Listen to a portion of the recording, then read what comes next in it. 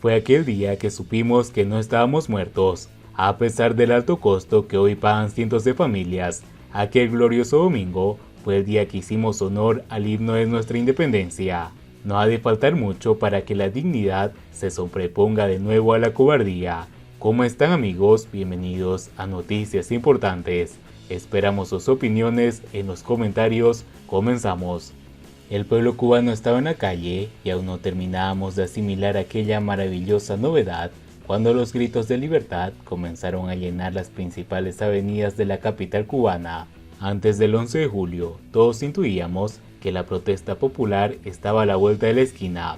El deterioro general de la nación, agravado por el azote de la pandemia, las enormes fallas administrativas que salieron a relucir en medio de la crisis epidemiológica, la indolencia de los dirigentes, mientras cientos de cubanos morían por el colapso del sistema de salud, la torpeza de haber implementado la tarea de ordenamiento en el peor momento posible, la supresión de derechos y libertades ciudadanas, las colas agotadoras, el desabastecimiento, el calor, llevaron al pueblo al límite de lo tolerable. Aquel mediodía, cuando en redes sociales se desestimaron las imágenes de lo que ocurría en el poblado de San Antonio de los Baños, luego en Cárdenas, Palma Soriano, Holguín, Camagüey, la gente quedó paralizada por la sorpresa. El pueblo cubano estaba en la calle y aún no terminábamos de asimilar aquella maravillosa novedad cuando los gritos de libertad, patria y vida, abajo la dictadura, comenzaron a llenar las principales avenidas de la capital cubana. Un mar de gente recorría el centro de la ciudad pacíficamente, con banderas y carteles. En los semáforos, el tráfico detenido secundaba a la multitud con bocinazos, aplausos y silbidos. Era otra Cuba, un brío desconocido en los escenarios, dominado por la omnipresencia del hambre y la muerte. Desde los balcones, viejos y discapacitados coreaban frases antigubernamentales. Una señora apoyaba en su muleta, juraba por lo más sagrado que estaría en la calle si pudiera caminar. Por un rato que se hizo eterno, este pueblo manso compartió el orgullo nacional verdadero, muy diferente al que cacarearon los medios serviles de la dictadura. Ese día, los cubanos sentimos, supimos y recordamos que teníamos patria, que nosotros somos la patria, y no fue el imposible reconocer que aquella euforia juvenil en la determinación de la ciudadanía que inundó las calles, a la Cuba que el día antes lloraba de impotencia y desesperación por la muerte de un ser querido, por tanto malvivir y tanta desgracia junta.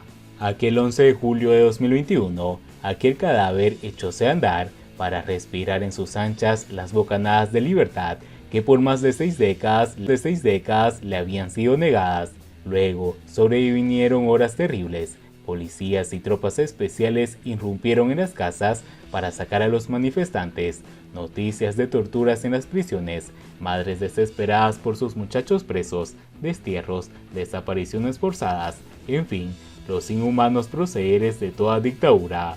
Hace un año exactamente, se quebró para siempre el ya frágil hilo de la confianza del pueblo en la dirección del país. Los cubanos, tan famosos por su corta memoria, no olvidarán jamás el llamado de Díaz-Canel a la violencia entre coterráneos, su rostro y sus palabras en aquella comparecencia televisiva que culminó con la orden de combate, quedaron marcados de hierro en el corazón de un pueblo que tardó demasiado en rebelarse, solo para ver cómo sus justas demandas eran tachadas por el régimen como algo inadmisible que había que aplastar sin miramientos.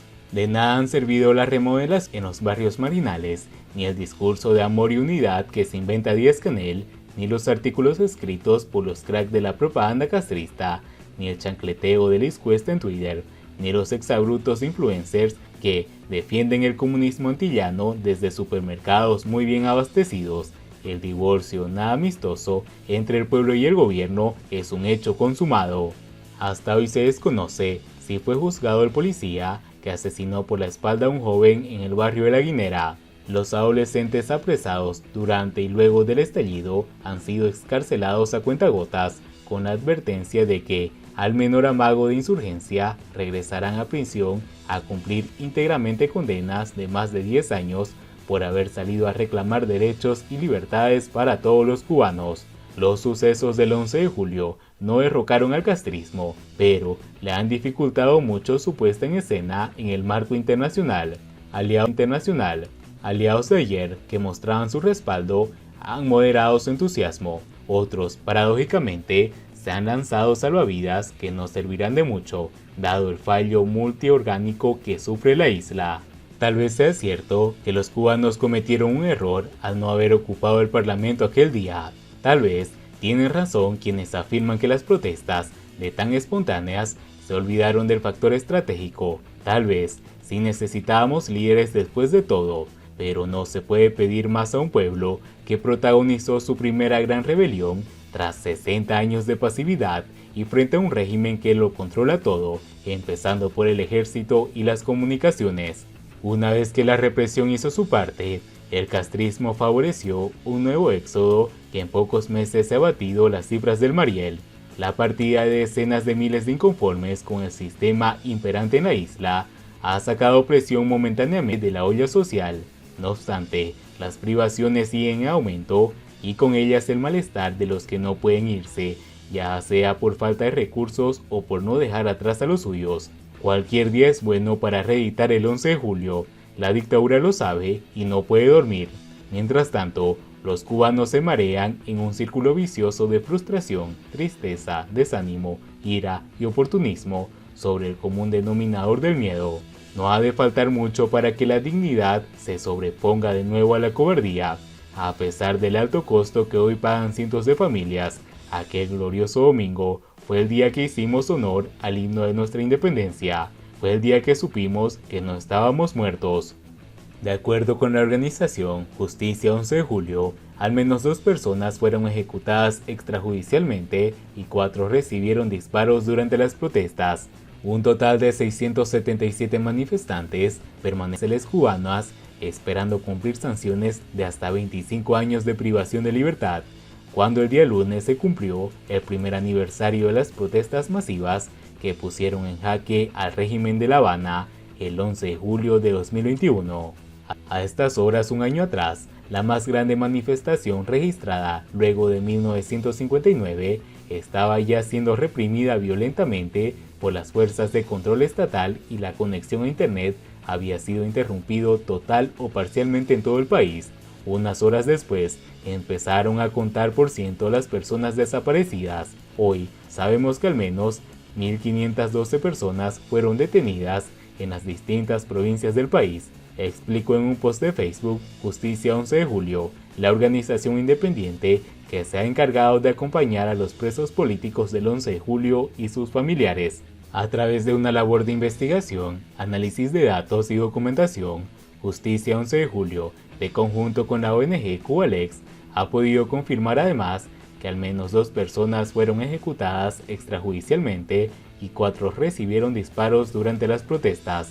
Un año sin justicia, patrones de violencia estatal contra manifestantes del 11 de julio, documenta la ejecución extrajudicial de Luis Lorenzo Tejada el 12 de julio, mientras que se manifestaba en el barrio La Guinera en La Habana, Cristian Barrera Díaz en Cárdenas Matanzas, quien falleció, según autoridades policiales, por una persecución por un intento de salida del país en el contexto de la represión de las protestas y que había sido reportado desaparecido desde el 12 de julio. La organización denunció también que el rigor sostenido durante este primer año de trabajo ha motivado el acoso y las amenazas por parte de la seguridad del Estado contra su coordinadora Camila Rodríguez, así como sus fundadoras en Cuba, María Matienzo, Kerina Yalit y Cintia de la Cantera.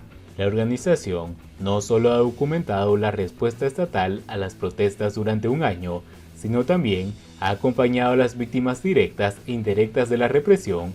Anunció que pronto publicará cifras actualizadas, como un informe sobre el comportamiento de la represión en el contexto del aniversario del 11 de julio en conjunto con Cubalex.